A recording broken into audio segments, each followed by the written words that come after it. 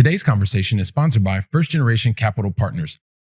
I've seen the evolution of technology in my career from start to finish in the process of acquisition of a property, of managing a property, become such a tremendous tool that it really literally does not matter where a property is in order to successfully own it. You're listening to the Going Long podcast with Billy Keels, the #1 podcast for long-distance real asset investing. Welcome to the Go Along podcast. We're back once again to continue to help to educate you so you feel much more comfortable as well as confident investing beyond your backyard. And yes, I'm your host, Billy Keels, and I am really excited to welcome you back to today's conversation because this one is another one of these that's just absolutely awesome. Talk about being able to gain from someone's 3 decades of experience. Like today's the conversation is going to be really, really awesome.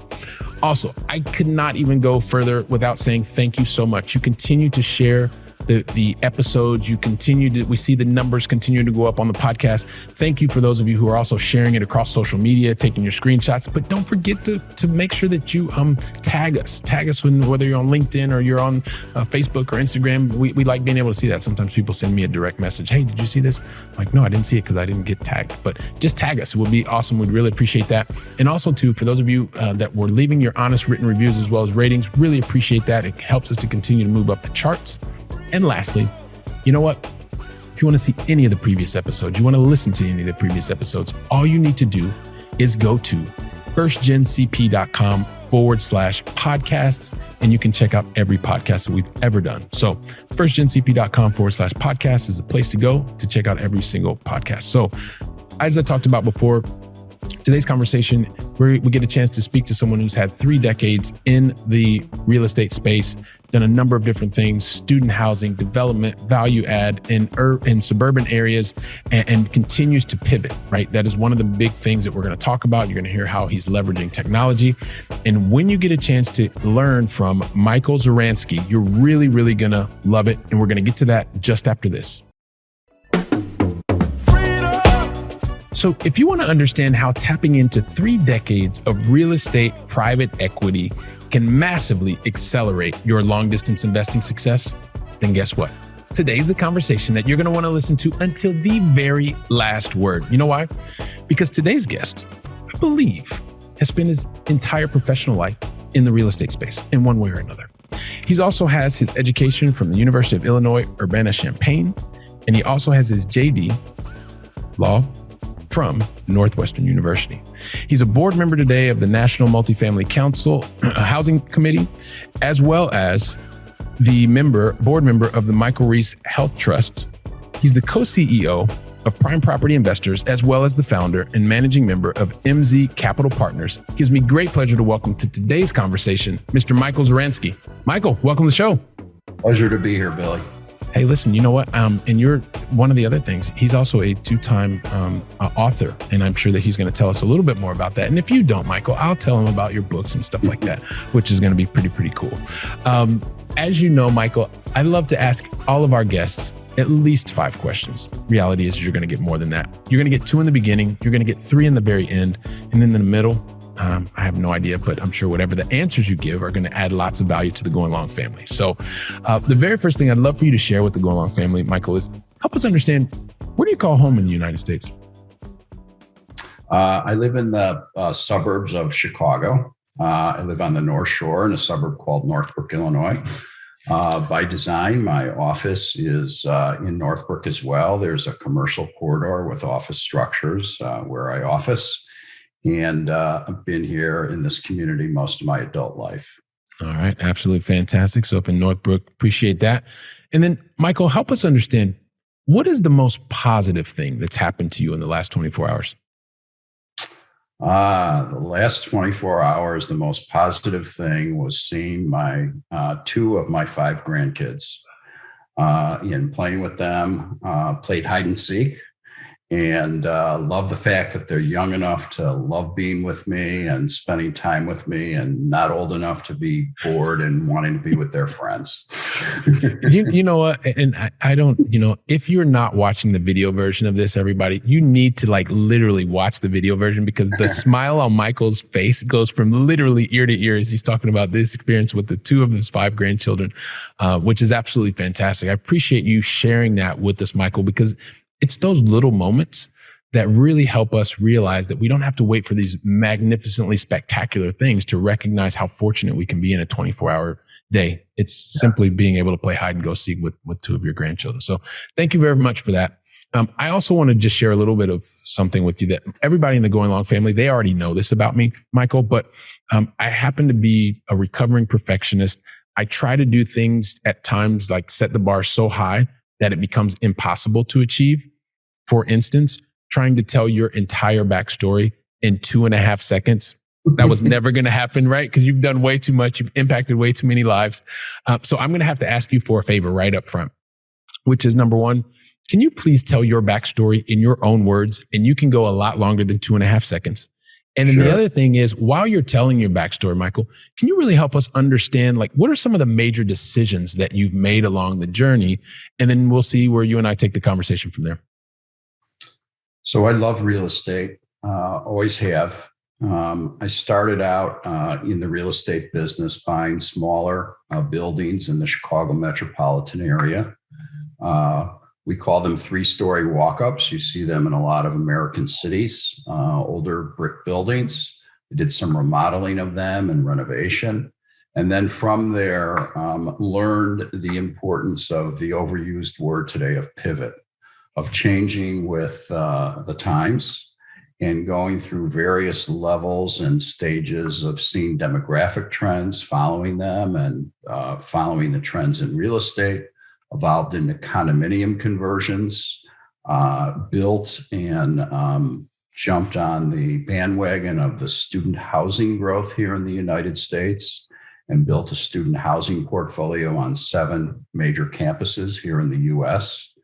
Exited those a number of years ago and focused on garden style suburban apartment communities, first acquiring existing properties that were already up and running and stabilized, and using better management and modifications and improvements to receive better yields. And of late have been focused on ground up new construction development, of taking a raw piece of land and developing an apartment community, principally suburban, but some urban, here in the United States, and have evolved as times have changed. And learn that's the key. That's the key to success for me. All right, fantastic. So understanding that key is that coming back to that word you talked about. And then I think the second thing you said was really understanding the importance of being able to pivot. I do want to just also give everybody a plug here, or actually, Michael, let's give you a plug here, because you talked about the 7 different major markets, 7 major campuses across the U.S., but also Michael has written, one of his books is Profit by Investing in Student Housing. I believe that you've gained so much knowledge that you decided to share that knowledge through a book.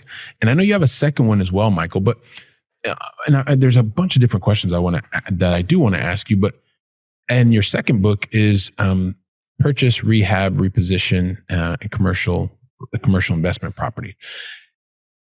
What gave you the impetus to really decide to sit down and share your experience and knowledge through books? I wish I could tell you I had this epiphany of wanting to share with the world.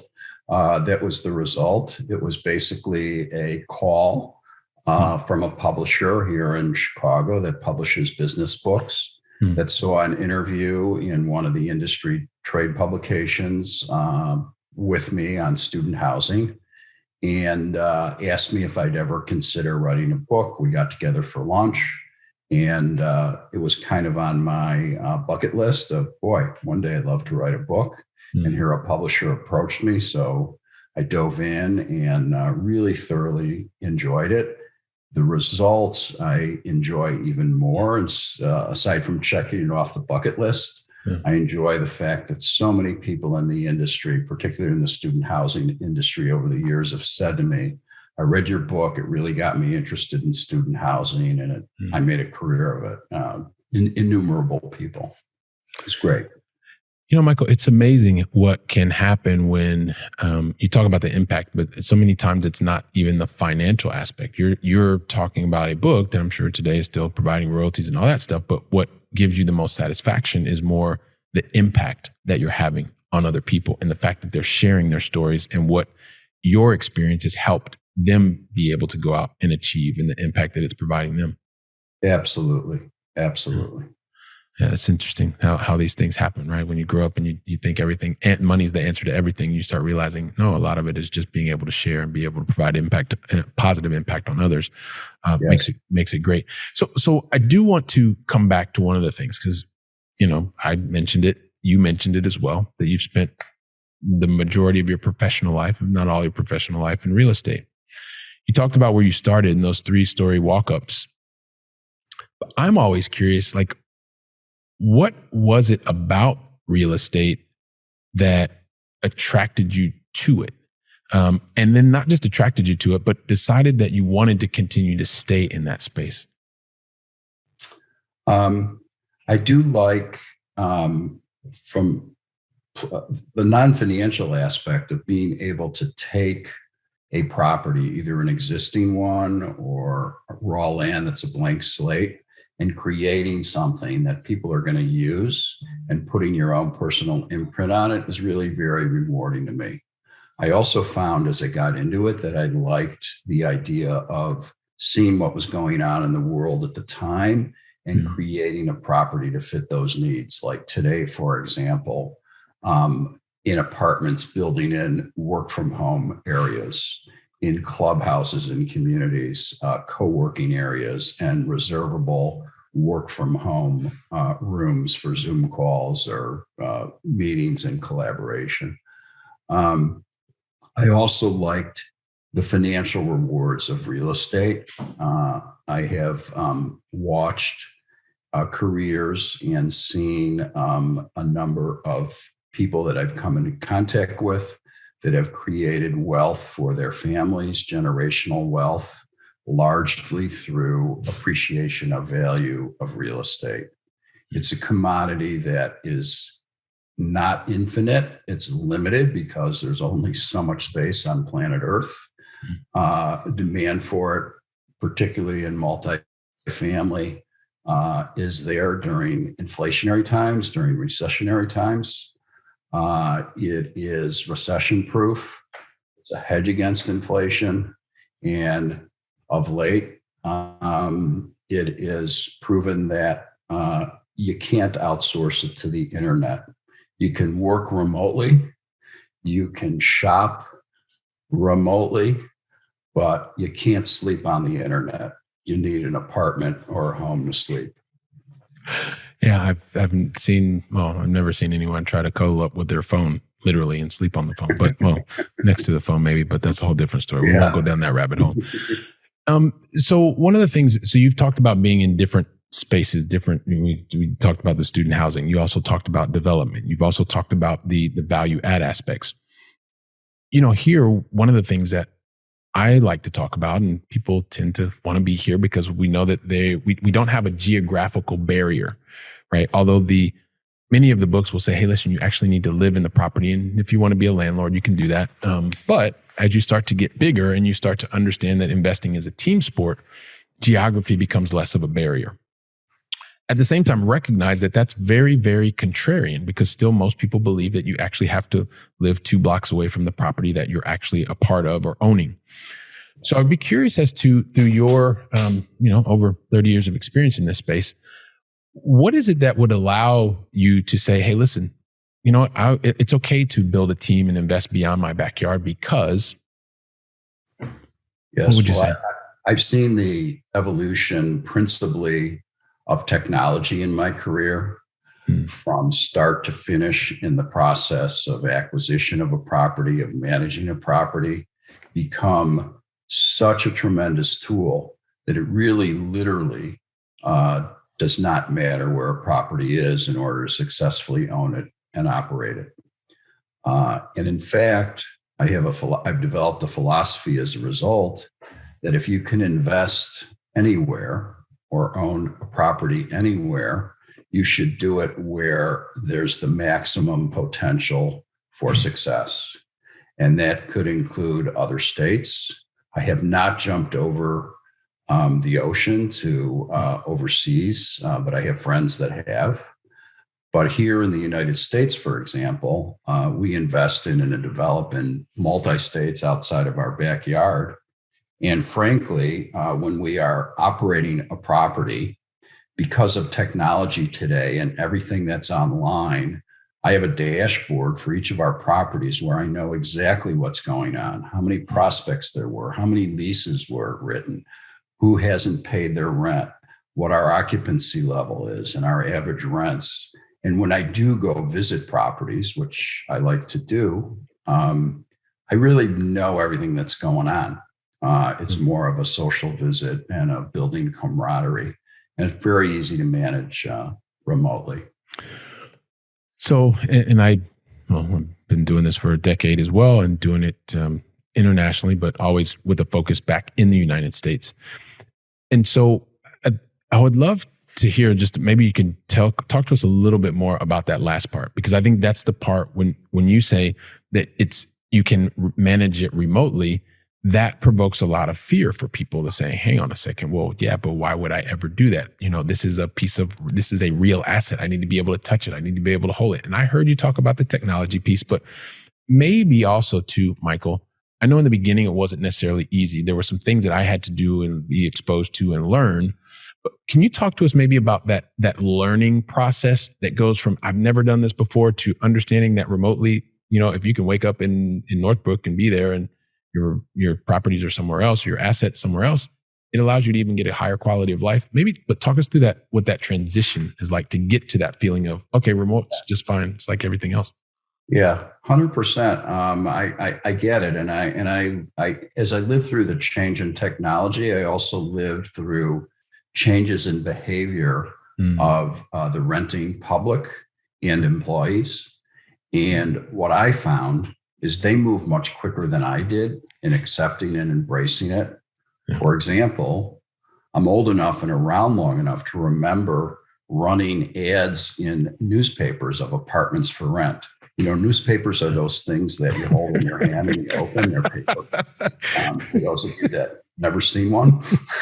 And then meeting someone at a building in order to show them an apartment. Yeah. Today, it's 24/7 online through various sites or our own website, and using technology where a prospect could have a virtual tour of a property, actually go inside of an apartment and click around and see every inch of it, see all the rental rates, the square footages, get their own furniture to kind of fit in the floor plan, and then even make application online and apply online, and then execute a lease online. And I find that the evolution of the consumer that we serve was so quick into embracing that renters prefer the non-in-person contact, prefer a 2 a.m. in the morning browsing of apartments and making application because they happen to be up and looking for something to do. And like the idea of a virtual tour. So I found that you could fight wanting to hold on to and keep the in-person, got to be 2 blocks from my house, love of a property, but the rest of the world is not into it. So recognizing that the rest of the world, like the majority, are not into that. They want to be able to watch at 2 or 3 a.m. or do whatever. Yeah. What have you found that has done also from, I guess 2 aspects come to mind. Number one, from a customer-centric type of focus, right? And then number 2, from a business efficiency, because I would assume that there's some efficiencies there as well that maybe people aren't thinking about. Maybe could you talk to us about those 2 aspects, your own business efficiency and also customer centricity? Yeah, in terms of the customer, we still do have contact with and rely on local on-site management, particularly for maintenance, because that's something can't be done remotely on-site. Also, in office, in person for people to interact with a manager or an assistant manager. But in terms of overall efficiency, it just literally, it's amazing how you can see what's going on in real time, both from a feedback standpoint and see how many people are looking and applying for apartments. And then also just from a financial performance standpoint, with a click of a button, a complete rent roll or a real-time income and expense statement at a property that used to take months to complete. So it's incredible how the business has changed. Yeah, when you're able to collapse timeframes, see how rapidly business can change, and the way that you're also able to, once again, one of the things you said earlier, pivot and be able to respond to tenant needs, customer needs, resident needs, however you want to call it, and be able to do that all from the fingertips of your phone or your dashboard on your laptop. It's pretty amazing. I do want to ask you another question, because this also has to do with one of the things I talked about before, just from your own background. So the law profession, or law from a law perspective, or legal perspective. Help us understand, because sometimes when you're doing due diligence, just in general, right? Because that's a big kind of blanket term. Yeah. But how has your educational training helped you today in terms of your ability to lead teams and be more proficient through due diligence? I think on the acquisition and disposition side of the business, which is an important part of it, the legal background probably is most useful.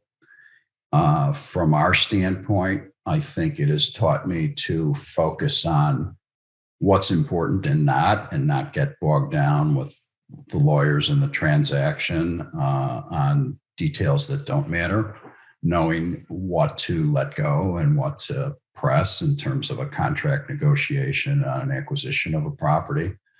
And same thing on a disposition, or when it comes to the financing part of it, mortgage financing, which is a key component to success in the real estate business, negotiating those documents and focusing again on what's important and not letting the transaction have a life of its own and go off on tangents. I think that's been very helpful. Okay, fantastic. And really understanding and recognizing both on acquisition, time that you purchase, on the disposition, when you're moving the property on to the next owner or what have you, having that foresight, having that draining background as well to understand, like, hey, listen, where do we press, where do we release, and how do we make sure we keep our eye on the big picture to get to the outcome versus getting bogged down sometimes in some detail that probably don't need to get too bogged down into. Yeah. Did you want to say something else? Go ahead. Yeah. Also, just on the day-to-day operation side, we do things by the book and follow all the rules and regulations. I've learned, and maybe it's a little bit of the legal background, but more practical business sense. It makes sense just to straight line, straight and narrow, not deviate, no shortcuts, because it's just aside from being the right way to run a business, it's just such a distraction to get pulled into, issues and problems for not following the rules. Yeah, I agree with you there. Two other things I wanted to ask you about, Michael. One of which is, you've pivoted, you've gone from the as you mentioned before, the 3-story walk-ups in the student housing, the value add, the development, and you've seen the technological change and things like that. And I really want to know, or myself and the entire Going Long family, is what aspect did being able to network, be exposed to these new types of opportunities and or teams, like how has that played a role in your ability to be able to pivot and kind of see where the puck is going, the proverbial puck is going, versus kind of where it is today? Yeah, I think for me and many others who I know who have achieved success in the business, that networking and knowledge as to what's going on in the industry through the activity and trade associations and the sharing that we've talked about. That's been so important in learning and seeing the direction of trends in the industry. I also find various business groups that even not necessarily are focused exclusively on real estate have given me insight and ideas. I happen to have been active and involved in an organization called the Young Presidents Organization, YPO, when I was a young president. Now I'm in a group called YPO Gold, which is for the alumni of YPO, and I find that group to be invaluable. It operates on a system of helping members in a confidential, complete trust setting. And I learn a lot and participate in a number of their conferences, and just been a tremendous learning experience and a tremendous base for any success that I've achieved in real estate. I love hearing that, because as you talked about the successes that you've achieved in real estate, but also you've been able to attribute that to different leadership organizations that are outside of real estate. And you recognize that that's seen all the time. I mean, one of the things I used to work for a very large enterprise software company, and we would go in and speak with CEOs of multi-billion euro type of companies. And one of the meetings that you just made me think about this was, I remember going in, this company does about, I think it's 2.5 billion in turnover, euros or whatever at the time. That was probably $4 billion, something like that. And when we spoke to the CEO of the company, he didn't want to hear about his industry peers. He wanted to hear about, and this was a hotel industry, he wanted to hear about what things were happening in the telco sector. He wanted to hear about the things that were happening in I think one was telco and the other was consumer products. So so it's very similar to what you're talking about, is you don't necessarily need to always be in your own industry, because a lot of the innovation, a lot of the new ideas comes from speaking to people who are at a similar or higher level, maybe not even the higher level, but they're giving you different inputs of how they are attacking their particular problems. And you can see, oh, wait, hang on a second. I can apply that to my specific situation. 100% right on. And there's a couple, as you were speaking, there were a couple examples of that came to mind. You mentioned the hotel industry. I love learning about the hotel industry and taking deep dives. I've had tours of a couple of hotels that are high levels of service. And I've actually adopted them in our multifamily communities to provide that concierge type service to our residents and distinguish us. Same thing on the fitness industry. Used to be in the apartment business.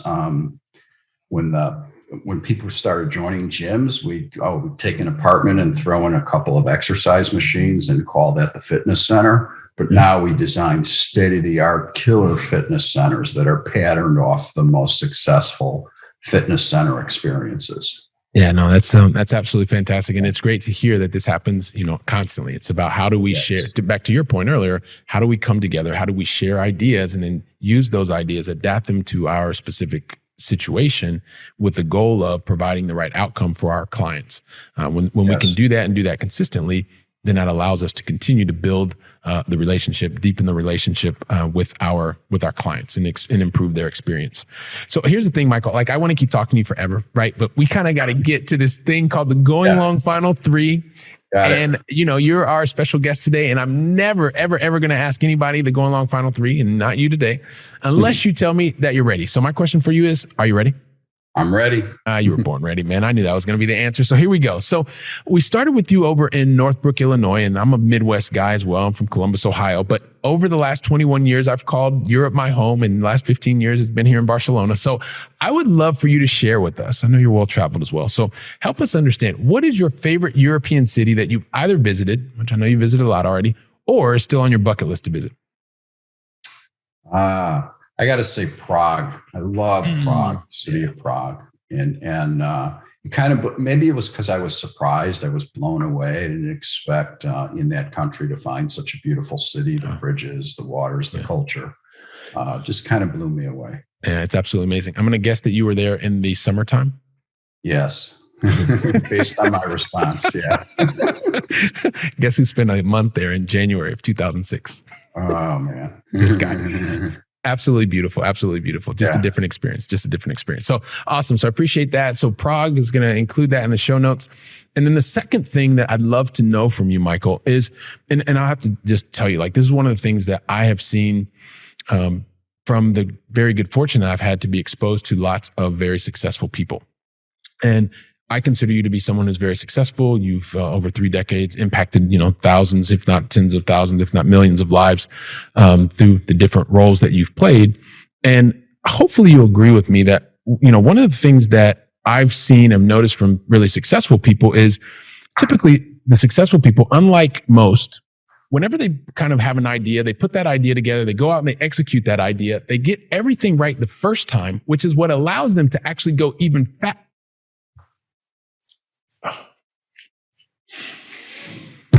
Don't worry, Michael. It's kind of a joke.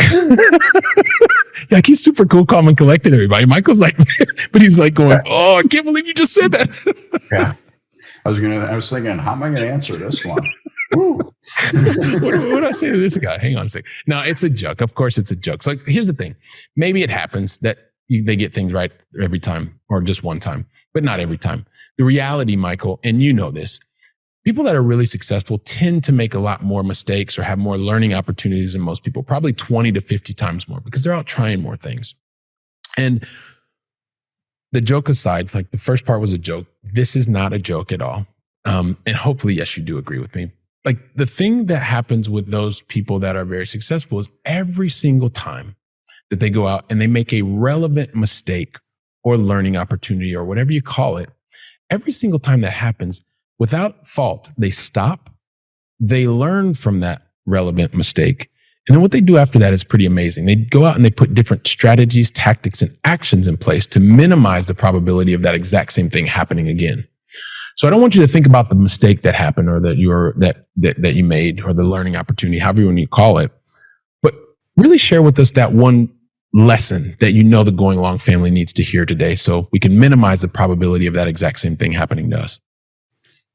So the lesson that's implicit in what you've said, and it's obvious, true, what you said, is that I think successful people and people that are making things happen are doing things. They're actually trying things. They're not sitting there thinking about things and analyzing it to death. And they follow a slogan that I probably say too much in my office. They kind of roll my eyes when I say it, but I love it. So I repeat it a lot when we're in the middle of potentially moving forward on something. And I say, okay, it's time to ready, fire, aim. And too many people are sitting around ready, aim, fire. And you can aim yourself to death and never do anything. You got to take the leap. Yeah, love that. So really get out there, take the leap, make the jump, and ready, fire, aim, and be able to get out there. So appreciate you sharing that with us, Michael. And that brings us to question number 3, which is also about filling our minds with knowledge. Now, we've already talked about your 2 books. We'll make sure that those are in the show notes as well. So if you want to go out and check out his books, Profit by Investing in Student Housing, as well as Purchase, Rehab, Reposition Commercial Investment Properties. We'll include both of those in the links in the show notes. Also, would love to know another book that you would recommend to help the Going Long family feed our minds today.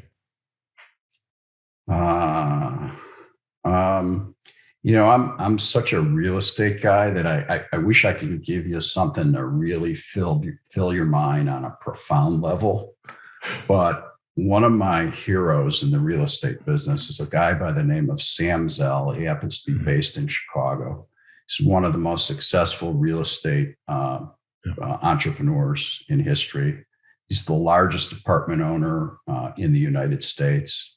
And Sam wrote a book recently that is kind of the story of his philosophy in real estate. And I highly, highly recommend it. It carries over into life and it carries over into other businesses as well. All right, fantastic. So we will find that one You wouldn't happen to know the name of it right off the top of your head? I got it on my shelf. If you don't mind me getting. Oh yeah, no, not at all, not at all, man, not at all. We got a couple seconds, so we can do that. You know what?